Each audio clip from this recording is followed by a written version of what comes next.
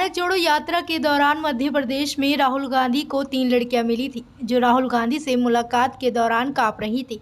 इन्हीं लड़कियों को कांपता देख राहुल गांधी ने ये फैसला लिया था कि जब तक वो खुद नहीं कांपेंगे वो टी शर्ट में ही रहेंगे। ये बात खुद राहुल गांधी ने अंबाला पहुंचकर मंच से बताई थी और बताया था कि उनके स्वेटर ना पहनने का यह कारण है। राहुल गांधी के इस बयान को लेकर भी अब सियासी बयानबाजी शुरू हो गई है।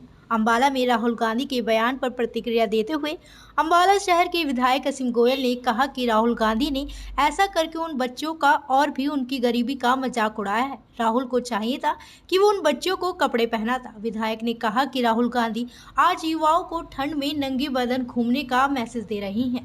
ये भ्रमित करने वाला कार्य है। राहुल जी ने सबसे पहले तो मुझे लगता है कि उन बच्चियों की अवस्था का मजाक उड़ाया है। देखिए, इस देश के अंदर बहुत तरह के लोग हैं जिनके पास अभी भी जीवन यापन के लिए संघर्ष कर रहे हैं। उन्होंने तो एक तरह से उनकी उस मुफलिसी का, गरीबी का मजाक उड़ाया है। उनको तुरंत चाहिए था, उनको स्वेटर डलवाते, बढ़िया कपड़े डलवाते, और ना कि यहाँ के युवाओं के अंदर भी ऐसा संदेश देते कि भाई आप देखिए इनकी यात्रा के अंदर कितने लोग इस हाड़ कंपा देने वाली सर्दी के अंदर कितने लोग जो हैं बिना कपड़ों के, टी शर्ट के, किन युवाओं ने स्वागत किया। किस रास्ते पर राहुल जी युवाओं को लेके जा रहे हैं? आप इस देश के मौसम का, आप इस देश के मैं जैसे पहले बोला संस्कार का अगर आप रिस्पेक्ट नहीं करेंगे तो देश आपको रिस्पेक्ट कहाँ से देगा? आप इस चिलचिलाती ठंड के अंदर, आप मतलब कंपकपाती ठंड के अंदर उनको नंगे बदन घूमने के लिए प्रेरणा दे रहे हो युवाओं को। ये अच्छी बात नहीं है। मैं मानना चाहता हूँ कि राहुल जी ने पहले तो उन गरीब बच्चियों की अवस्था का मजाक उड़ाया, दूसरा मौसम के विरुद्ध जाकर, ठीक है भाई आप कुछ खाते हैं, आप क्या करते हैं ये राज आपको पता है, आपको ठंड नहीं लगती आप ना कपड़े डालें, लेकिन लोगों को प्रेरणा देना कि जब तक वही कभी नहीं छूटेगी मैं नहीं डालूंगा, युवाओं को ऐसा दिग्भ्रमित करना भी राहुल जी ये अच्छी बात नहीं है। आप देश के लिए आइकॉन बनने निकले हो, आप युवाओं को दिग्भ्रमित मत करें। पहले तो मैं उनको बता दूं, उनको कौरव और पांडव राहुल जी का जितना मुझे अभी तक ज्ञान नज़र आया है, उनको ठीक है उनके जो मैनेजमेंट वाले लोग हैं सिखा के, पढ़ा के, लिखा के लाते हैं।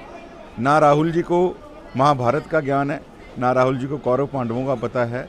जिन कांग्रेस रूपी कौरवों ने देश को आज तक तोड़ने का काम किया, राहुल जी को किसी ने सलाह देगी कि आप प्रायश्चित रूपी एक भारत जोड़ो यात्रा निकालो। आपके पुरखों ने और उन सब लोगों ने तो मिलके आज तक भारत को तोड़ा ही है। चाहे तोड़ने के नाते चाइना को भारत देने की बात हो, चाहे उसके टुकड़े करवाने की बात हो, राहुल जी को तो पहले अपने पुरखों के उन करतूतों का जो प्रायश्चित करना चाहिए। और कौरव कौन है, किस प्रकार से उन्होंने भारत को तोड़ने का प्रयास किया, वही इनके पूर्वजों ने किया, तो इनको पहले तो डेफिनेशन समझ लेनी चाहिए। राहुल जी मैं तो इतना ही कहूँगा कि राहुल जी को इस देश के बारे में, इस देश की संस्कृति के बारे में, संस्कार के बारे में कोई ज्ञान है नहीं। एक इवेंट के नाते उनसे यात्रा करवाई जा रही है और इसलिए उनके मन में जो कुछ भी आता है, जब भी माइक पे उनको बोलने की आज़ादी मिलती है तो उन मैनेजमेंट वालों को भी धत्ता बता देते हैं, और वो मैनेजमेंट वाले भी सर पे हाथ मार रहे होते हैं कि यार कहाँ इस बेचारे केले को माइक दे दिया, क्योंकि राहुल जी को यहाँ इस बारे में कुछ ज्ञान नहीं है। तो मैं राहुल जी की इस बात को गंभीरता से नहीं लेता। कौरव पांडव का ना उनको सही में पता है, ना उनको अपने पूर्वजों के कुकृत्यों का पता है। मैं जयराम जी के उस ज्ञान को भी, क्योंकि जब जहाँ से राहुल जी ज्ञान लेते हैं तो जयराम जी भी उसी स्कूल के विद्यार्थी रहे हैं। राहुल जी जिस स्कूल के विद्यार्थी हैं और उस स्कूल के अंदर तो हमेशा जो प्रिंसिपल रहे हैं वो ऐसे ही अल्प ज्ञान वाले लोग रहे हैं, तो जो उनके स्टूडेंट होंगे तो अल्पज्ञानी ही होंगे।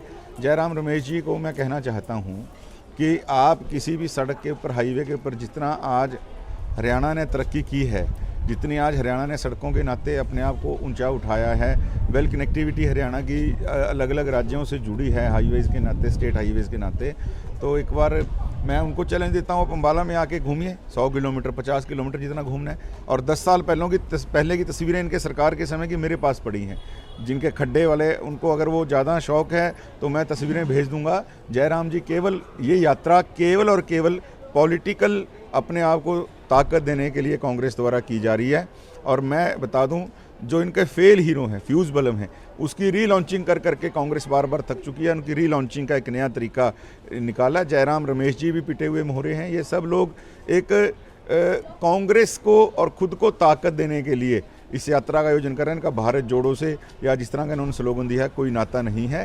तो ये केवल और केवल एक राजनीतिक यात्रा है और जहाँ पे दूसरे सरकारें हैं जिन स्टेट्स में, वहाँ जाके इन्होंने कहना ही है। मैं छत्तीसगढ़ की सड़कों के लिए, इन्होंने मध्य प्रदेश के लिए भी कहा, मैं छत्तीसगढ़ की सड़कों का अगर इनसे पूछूं वो इनसे जुबान नहीं खुलेगी, क्योंकि ये उनकी अपने द्वारा शासित सरकार है। और मैं इसलिए भी कह रहा हूँ कि ये पॉलिटिकल यात्रा है, क्योंकि आप देखिए यूपी के अंदर चुनाव हो चुके, केवल 3 दिन इतने बड़े राज्य में 3 दिन घूमे। इनको लग रहा था कि अभी 4.5 साल वहाँ चुनाव नहीं है, वहाँ घूमने का फ़ायदा नहीं है। हरियाणा में चुनाव आना इसलिए ज़्यादा समय दिया, हिमाचल में चुनाव हो गए थे इसलिए हिमाचल को टच भी नहीं कर रहे। आप देखिए इन लोगों ने बड़ा इसका जो रूट बनाया है, बड़ा सोच के बनाया, पॉलिटिकल रूट है, पॉलिटिकल यात्रा है।